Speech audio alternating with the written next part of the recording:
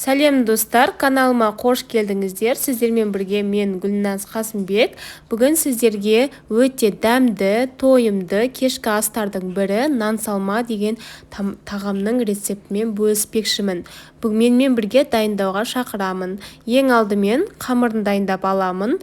Алдын ала електен өткізілген ұнның үстіне тұз салып, үстіне күнбағыс майын салып, бір жұмыртқа саламын да бөлме температурасындағы суды құйып, толықтай қатты етіп қамыр илеймін. Қамыр бізде қатты болып тұруы керек. Кішкене демалдырып қоямын, 15-20 минутқа қойып қоямын. Оған дейін еттің барлығын қуырып аламыз. Ең алдымен етті суы тартылғанша кішкене ғана майда қуырамыз. Содан кейін үстіне бір дана пиязды салып, жақсылап тағы да суы тартылғанша қуырып аламыз.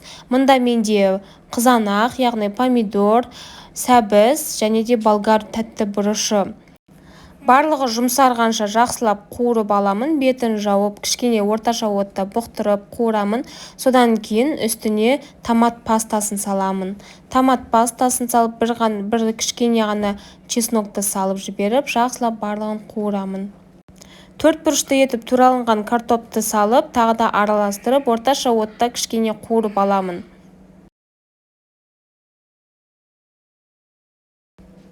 Тұз, қара бұрыш, өздеріңіз қалаған дәмқосарлар, яғни приправаларды қосып, осылайша кішкене қуырып, үстіне бір кесе, яғни бізде бір деңгейде тұратындай етіп суды құямын.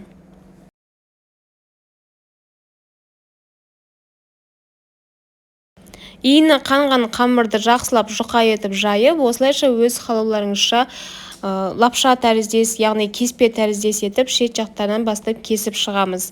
Осы лапшаның жасалу жолы менде YouTube каналымда бар. Сіздерге сілтемесін қалдырып қоямын, сол жерден қарап көрсеңіздер болады.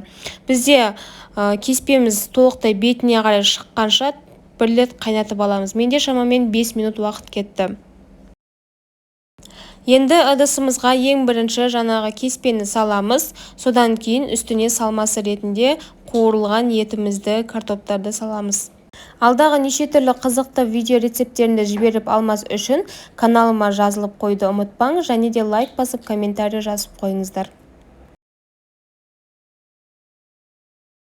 Өз қалауларыңызша неше түрлі аскөкпен сәндеп, шет жақтарына жаңағы бізден қалған сорпасынан шет жақтарына құйып шықсаңыздар болады.